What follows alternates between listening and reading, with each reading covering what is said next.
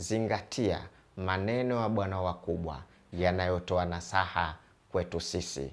Mabwana wakubwa wanasema, man kana baituhu minazujaji, mtu ambaye nyumba yake kajenga kwa vioo, kaipamba nyumba yake kwa vioo, fala yarmiyanna nasa aturba, basi asichokoze watu kwa ugomvi wa mawe.